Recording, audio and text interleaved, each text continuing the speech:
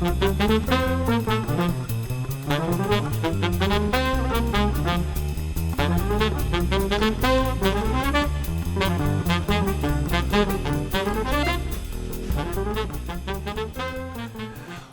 to another edition of the Business Brains and the Bottom Line podcast. My name is Paul Delegru, your host. My guest today is Max Henderson from Pondurance. Welcome to the show, Max. Thank you.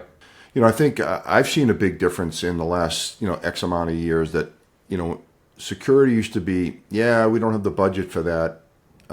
Let's worry about it later. And then it becomes an issue. But I think that's changing. I think now people are trying to get ahead of the curve and say, hey, let's defend against this. Let's not wait till we get hit with ransomware or some type of a spoofing or phishing attack. Are you seeing the same thing? I mean, you do this every day. I don't. But what are your thoughts on that? We walk in and ask, why didn't you look at this tool before? And they say that, well, we didn't have the budget. Look at the checkbooks post-ransomware attack. You have the full attention. You have the executive team, the board ready to buy in because they realize going through that, they'd never, ever, ever want to do that again. And I hate that people have to learn their lesson that way. Yeah. But like I said, with small companies, it sometimes is a challenge. There is, financial issues there to support it. But being on that side where you don't have insurance, you don't have the tools to answer questions, or if you have to declare a massive data breach because you don't have the logs to determine if they took it. I've had cases where I truly, deep down at my core, do not think that the threat actor took, this much data. But if there's no logs, the way that some of these regulations are written, they have to declare it. And it's so unfortunate. I really hate that situation. Yeah, I mean, having a blindfold on looking for this can't be a good feeling. No. Yeah. And a lot do. Yeah. I know for a while there were a lot of big cities getting hit. I think, was it Atlanta got hit a few years ago, if I remember correctly, and they were and they paid the ransomware. I mean, I don't know, should we come up with a theory of, kind of never pay terrorists for hostages, kind of like theory of, because if they're not going to get paid, they won't do it. Mm-hmm. It's tough. Every situation is unique. If you're a hospital and there is life and death, how do you argue, the other side? Yeah. I get, the ethics and the morals, but the reality is that if you're having to make that decision then on whether or not to pay, it's too late. You're already way too far behind. You can have that stance going into it, but if it happens, you've basically already lost. Sometimes you just don't have a choice. Personally, I mean, we're not even involved in the payments, right? Like, we're not facilitating the money transfer, but you never pay terrorists, right? But you have to understand their circumstances, for sure. Yeah, I mean, have you had any incidents that you've worked with, like government agencies or like police departments or anything like that, in your just personally, you yourself? Yeah. Anything you can share with us? And again, you don't have to mention names if you don't want to, but they're all unique situations, and looking at the data that gets stolen. So I've seen body cam footage taken, and it is what it is. It's unfortunate, and they make their declarations, right? And they share it with the victims to go through the process. But I haven't seen an attack from a threat actor, but I have seen an attack from a red team where they've been able to or have the ability to unlock the jail cells, right? Oh my God. Yeah. That's crazy. Yeah. I've seen a pen test that has said, I'm pretty sure this button right here does what I think it does. And then they look at it and say, oh yeah, that's okay. We need you to leave that system right now. We'll be going back to padlocks eventually. The old-fashioned way with the big, the key, the whole bit. Yeah, some of these crazy things you see in the shows, they are possible. Yeah. Yeah. Well, you raise a good point.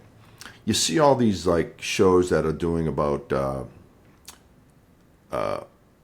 shows on murders and this and that. I wonder if there's so many of them out there. I wonder if they're giving people ideas to do this. It's just like all these mass shootings, right? there's so many of them, and I don't know what the answer is here. I don't claim to, but it seems like there's so many of them lately, and I'm wondering if us publicizing that, and you have to cover it, is actually empowering people to do more of it. Kids want to be hackers. Kids, I mean, all the video game stuff, and I think that's where a lot of it originates, is the video games. Kids Yeah. who want to cheat in video games requires a coding skill set that is malware. If you see cheats and hacks in video games, it is identical in terms Really? of writing the code to what malware does. I think that's where a lot of them actually start. And just today's age, like with Twitch and everything, the kids are watching it and they want to be involved virtually. And then you see the TV shows and what they're capable of. The only thing that's not realistic, the TV shows actually get pretty technical and pretty spot on with like the verbiage and whatnot. What they have wrong is the speed at which it occurs. Yeah. Yeah, they're doing, and then there's live back and forth between the hacker and the person doing forensics on them. Like Mr. Robot had some scenes that were very accurate on what it was showing on the screen, but they're real time going back and forth, and it's more of a chess game, I would say. Yeah. They have a half-hour show or an hour show. They've got to get it in. They can't. Yeah. They can't stretch this out over 3 weeks, right? Yeah. Yeah. Good stuff. Yeah. What's funny is that when I first started this podcast, I was so worried about everything, right? Like lighting, this, that, my hat, my glasses. And by the way, I don't wear glasses. These are reading glasses, so this is my shtick, right? And but now I stopped worrying about that stuff. I used to wear about it. It's my shirt buttoned up and what I was wearing. I used to have to wear a collared shirt. Now I just kind of get on and just kind of go with it, just have a conversation. But so any more war stories? Great, interesting stories or really clever techniques that you've seen out there that you'd love to share with us? Yeah, there's a few on the technique side. So I wish I could share so many stories. It's just all attorney-client privilege. Yeah, no, I hear you. I said, we don't want you to have a resume generating incident here where you get fired. Or get a subpoena from a state attorney. So there's a lot of watering hole attacks right now. What is that? Explain that to me. Yeah, so if I want to target a hospital, I might go after a forum that's kind of answering questions around what a physician might look up, right? Or if I'm going after an accountant or somebody that's in that financial department, I might go after Excel formulas for revenue, right? And then hack that form. There's one that involves downloading tools for remote management, and so they're hacking the downloader website, and then when you download what you think is your usual management tool, you're actually giving a backdoor. And so I think the ransomware actor is just kind of sitting at home like, oh, who do I have today? Who's my victim going to be? So there's a general strategy there, I'd say, because usually it's going to be somebody in IT that's going to download that tool. So you're kind of already starting off at like admin level. That's pretty key, but I'd say they are moving away from the emails and going towards like phone calls. So there's a lot of social engineering. Oh yeah, they're calling the help desk. Look at the casinos that got hit, and they traced it back to social engineering. I've had cases that are social engineering. They call the help desk, convince them to reset the password. So we had one recently where they called the help desk and reset the password to the IT admin. And that IT admin's account was not used to log into email, was not used to log into VPN. They logged into the EDR itself. So the endpoint detection and response, the antivirus itself, and used that to log into their critical systems like the domain controller, right? And then from there started, off to the races. They also have stood up like their own APIs. So then you change the password and they can get right back in, right? Those are super unique to me, not taking that traditional route of, all right, hop on the VPN, exploit this system. No, I'm going straight to the protection itself. Wow. I imagine their next move would have been to whitelist their ransomware executable inside the EDR. So the bad guy's making money. So ransomware is pretty straightforward. I've got your data. You want it back, you have to give me $5 million. And the other one is where, a phishing attack where you say, hey, send me a send me an Amazon gift card, and it's they're acting like your boss or something, or wire $15,000 to this account. We owe them money, whatever, and people do it. Those are the two main ones that I know about. What are the others? How do these guys make their money in addition to those two ways, those two methods? Yeah.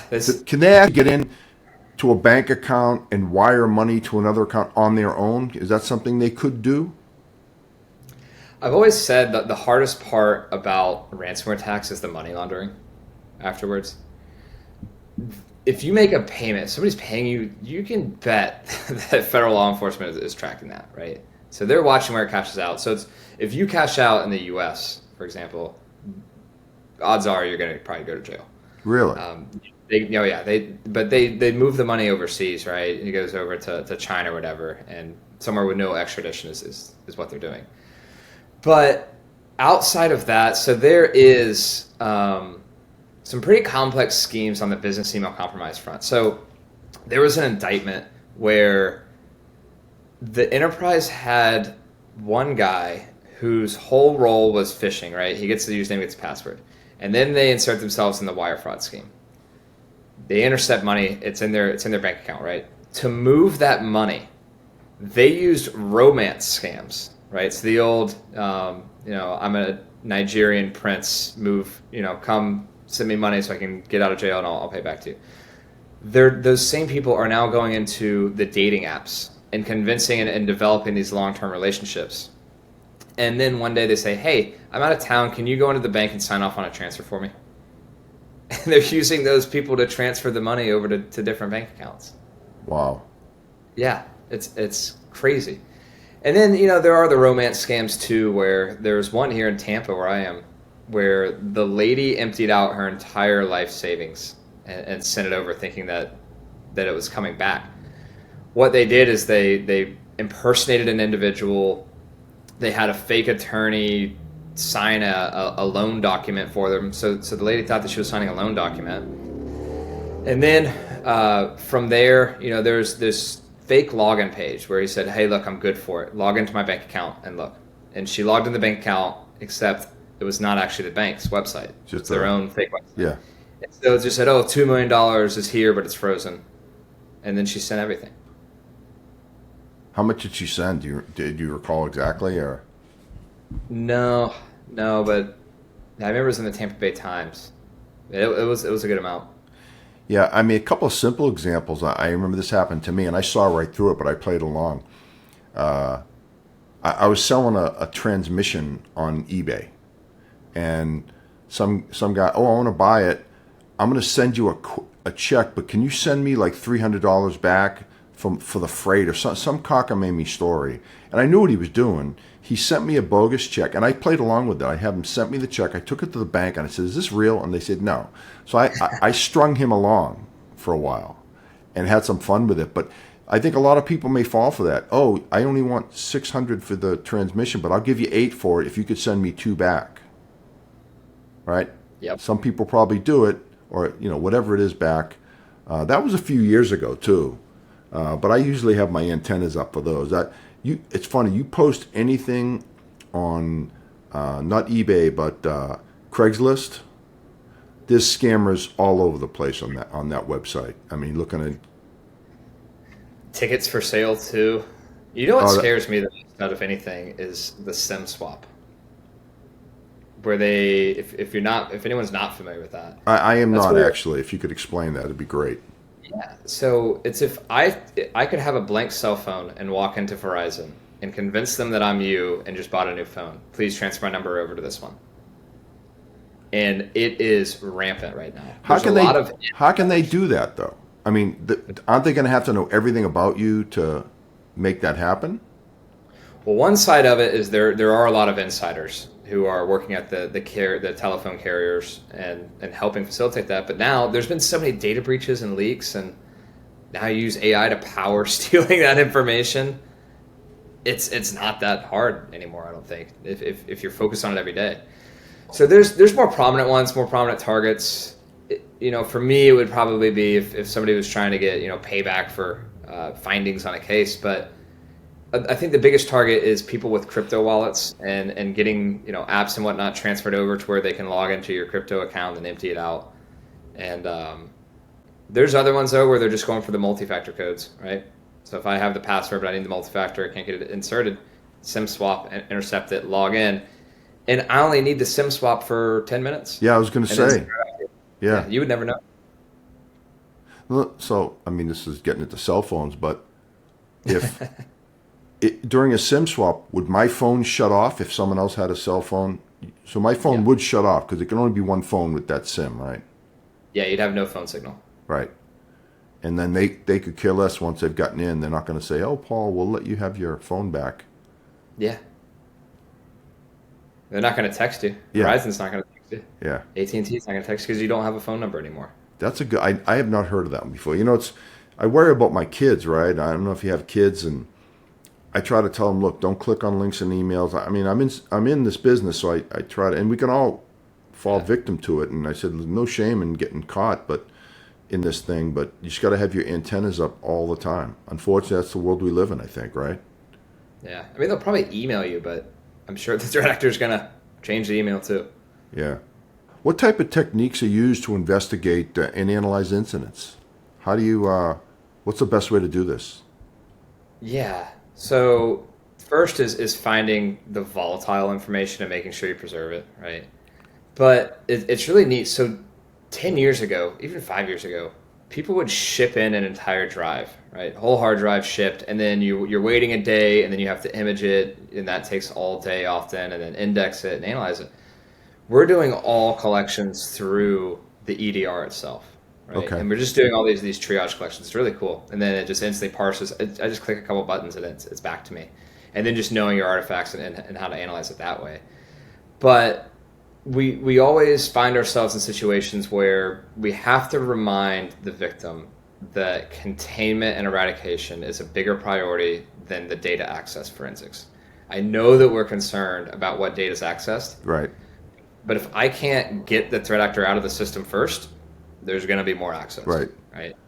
So defining that window of compromise, start date, end date, and then you reconstruct and find everything along the way, and then you can answer the questions on the data access. But it's really cool to kind of collect. I can do forensics anywhere in the world, right? Just remotely collecting off of that and having the triage. It's just, there's still situations where you have to image, and especially like expert witness stuff, you get the full laptop or the full drive. But yeah, it's all remote. It's all lightweight, fast. That's modern age. And not every competitor of mine was doing that, but I think it's pretty universal across the board now. It's really what everyone's moved to. Yeah, makes sense, right? I mean, just like you said, if you have to mail a laptop in or a hard drive in, that may take days, weeks. In the meantime, the bad guys are still in the system, right? Yeah. What about the whole, one of the buzzwords for the longest time, you don't hear it that much anymore, is Internet of Things, right? Everyone's got 50 devices, right? Cell phones, iPads, watches. I got my Garmin watch on right now. It's connected to my cell phone and all this other stuff. How big of a factor is all these peripheral devices playing in this? Because I got to believe those are subject to get hacked too, right? Not as bad. So iPhone, iPad, I'd put it, and Apple Watch, I'd put it at the very bottom of the spectrum. Okay. I'd include your smartwatch is very, very low. Of the cell phones, it's more common to see an Android fall victim. They're a lot more customizable. They're compatible with a lot of things that can be exploited and whatnot. But I'd say that on the Internet of Things and related to compromises, my first thought is like security cameras and routers and Right. Things like that.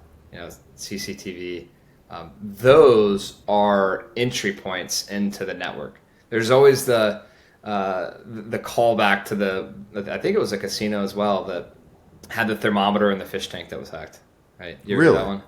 No, I Yeah, have not. they traced the entire compromise to an IoT fish tank thermometer, Holy and they were crap. able to move early on the network from there. Yeah, That's unbelievable. So yeah, I have heard cameras, and like all of us, I have Ring, I have a doorbell camera and a few cameras around the house, and I always wonder, granted, I'm just one guy, and I don't know why anyone would want to hack into my systems, but I always wonder how vulnerable I am.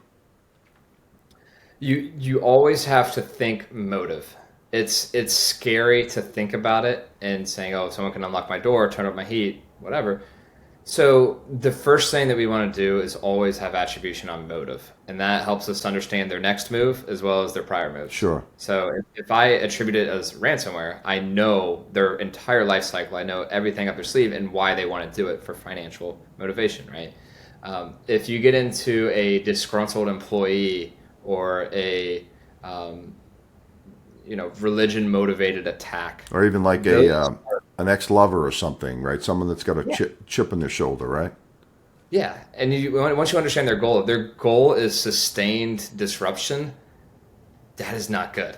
Yeah.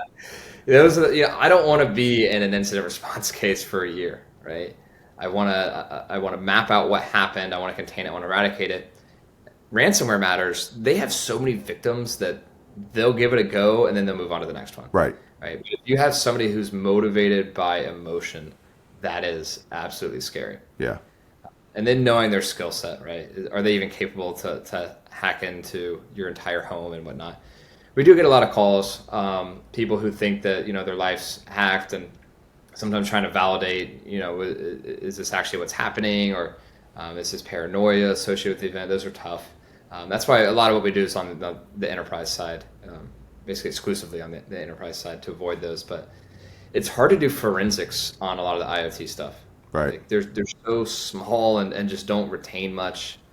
Cell phones, yes, but these nuanced little niche items are very. Well, like you said, I mean, we all have like Bluetooth items, lights, and all, that are connected to the network, right? They're all connected to the network somehow, some way. And the crazy, I had not heard that story about the thermometer in the fish tank. Yeah. And that is crazy. Yeah. And I mean, I bet if all of us, if we counted every Bluetooth wireless device in the house, there'd probably be 50, 60 of them. I mean, you lose track of them all. There's so many. Yeah. AirPods. Yeah. Earphones. Yeah. Basically could make you go deaf, right? Turn up the volume. Yeah. TVs, you have, everything's tied back to your router. Yeah. Cell phone, watches, yeah. Unbelievable. Well, man, you look, you've been doing this a long time on personal note, and I hate to call it fun because you're having fun at other people's misery, let's face it, but I mean, it looks like a great career. I mean, if someone wanted to get into this, I mean, it looks like a great career, very rewarding if you can help people, I'm assuming. Yeah, I love it. I really love it, but I do deal with people often on their worst professional day. Yeah. Right. In very tough circumstances. And people react differently. So I had a call today where the individual took it in stride and was like, this is a great learning opportunity. I'm excited. It's unfortunate that we had to learn this way, but I'm ready to take this in stride. And I've also had people quit on day 3. They just say, look, this is too much work. I don't want to help. Thanks. It was fun being IT here, but goodbye. Really? And everything in between. Yeah. And emotions run high. There's often... you often get debates between individuals at companies, and it gets real intense. Those are the larger the company, I'd say that's more common. If you get interdepartmental kind of debates and focus and priority. If we say that there's only enough IT to focus bringing up one part of the business, and then you have another part arguing for theirs, those are tough. So I try and remove myself as much as possible from that emotional side and just focus on how really awesome it is to solve these, to trace it back. I mean, it is a euphoria sometimes when you finally find that malware, that backdoor, that entry method. It's like, yes, I've been up for 4 straight nights trying to solve this, these people online. And when that hits, I mean, even my team, like when they solve something, everybody comes and cheers. It's just all it's got, I gotta believe there's got to be a very rewarding feeling of accomplishment, right? When you finally found a solution and help somebody. Yeah, and it's very important for the data access, forensics, and whatnot, and recognize the victims. But for me, that euphoria is the malware and the entry method and finding that. And And then you complete that and you come down from the high and you're like, all right, I still have so much to do. I still have so many data access to figure out. Then I got to write a forensics report and all that. But it's worth it for that high. Yeah, no, it's got to be. It's like being in a ball game, right? I mean, I got to believe there's that feeling of intensity when you're trying to find the bad guys and trying to find a solution. It's got to be pretty competitive, I would bet. Yeah, yeah, no, it is, and it's really tough when you don't find it and you just beat yourself up and become obsessed with it and rabbit hole. And you really have to help out your teammates and remind them, hey, look, no, like there's nothing there. Like this isn't your fault that there's no logs. You don't have to get so creative that you have to go and find all these crazy correlations. Now, I have had a case where we were able to cross correlate the most wild and abstract log sources, and we brought we were able to determine that half of the notifications were actually valid. The notifications being the victims, the regulated data that was found. It went from like 1.3 to like 600,000 victims. And it was amazing to solve that, but I have to remind myself that that's not realistic every time. Yeah. A lot of times they just don't have logs, and it's not the consultant's fault. Yeah. They were very thorough. Yeah. I bet a lot of sleepless nights, I'm assuming.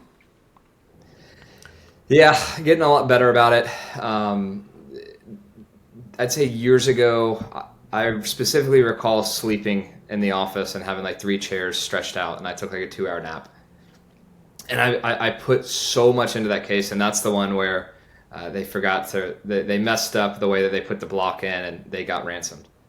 And I had spent so much time trying to save it, and I had everything right. It was just a fumble that happened, and they got ransomed. Yeah. Well, cool. Well, hey, Max, this has been great. I've really enjoyed this. Security is such a big, part of our life. Like we talked about, every home, cell phone, everything is involved on security. And unfortunately, as long as there's bad guys out there, there's going to be a need for guys like you. Yeah, they're arresting them, but there's still a lot left out there. Yeah. So, well, Max, if someone wanted to get in touch with you or your company, if they see this and they feel like they need some help, how would they do that? Yeah, so for my team, if you do have an incident going on, it's dfir@pondurance.com for my team, and the hotline number is 888-385-1720. I think I've memorized that one pretty well. Probably go to pondurance.com and verify. Yeah, there you I'm go. pretty sure I nailed that number. Yeah.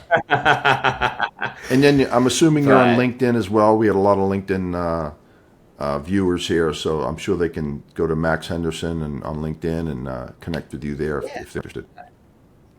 So you're in Tampa, right? Do you make it to Dallas at all? It's been a bit. I'd say I'm in Austin more than Dallas. Well, if you make it to Dallas, we got to get together for a beer or lunch or something. Yeah. Awesome. Let's do it. I'd say let's catch a Bucks Cowboys game, but the Bucks are not going to. I'm assuming you're a Bucks fan. Yeah, I'm from Boston, so I'm a Patriots fan, and obviously you had our boy Brady for one championship. Yeah, it was worth it. It was a great few years. I actually caught COVID celebrating the Super Bowl, and everyone asked me if I was okay. I was like, it was worth it for that. Yeah, no, it's amazing. I tell my wife I'm embarrassed at the way sports make me feel. Yeah, and I'm a huge FSU fan. I saw that. Left out of the I saw that. Now we're going in a different direction. Now, what's your take on? I have my opinion on that. Do you think they got screwed, or do you think it was the right decision? They absolutely got screwed. I feel so bad for the athletes that put in all that work throughout, and then just got absolutely robbed. Tough. At the end.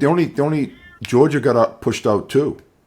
Right now, Georgia wasn't undefeated, but Georgia went from number 1 to number 6 or something in like one game. So. They didn't win their conference, but Alabama needed a Hail Mary to beat Auburn the week before, and then all of a sudden it's like they just watched the conference championship games, and decided off of that, which we won. Well, next year it's going to be that you're going to get automatic entrance into the tournament if you win your conference, and I think that's the way it should be. But the problem is, these kids are playing so many games every year. The injury factor. I just worry about that overuse and. Well, they're seniors. Next year, Yeah. They're going to be, so next year there's going to be 12 teams, and they're going to be 2 buys and the rest, so if it was next year, you guys would get in. But unfortunately, Yeah. Better luck next year, I guess. yeah, better luck next year. Well, we'll end on that note.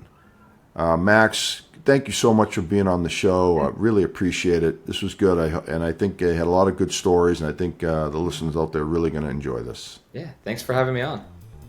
All right. Well, that's a wrap for Business Brains and the Bottom Line. Until next time, this is Paul DeLegro signing off.